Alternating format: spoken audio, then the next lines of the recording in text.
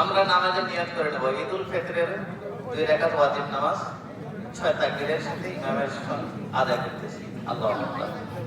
ঈদের নামাজ কেউ 6 তাকবীরে, কেউ 12 তাকবীরে আদায় করে। আমরা 6 তাকবীরের সঙ্গে আদায় করব। তো প্রথমে তাকবীর বলে হাত বাঁধবো, এরপরে ছানা পড়বো।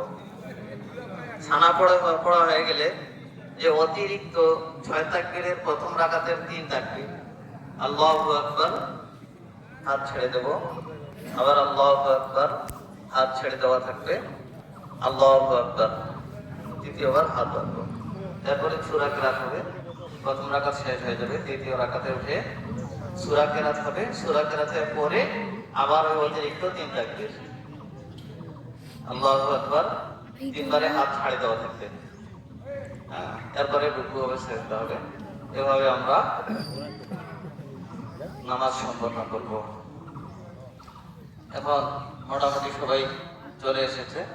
তাড়াতাড়ি চলে আসেন, যারা রাস্তায় আছেন তাড়াতাড়ি চলে আসেন, এখনই জামাত দাঁড়াইতেছে।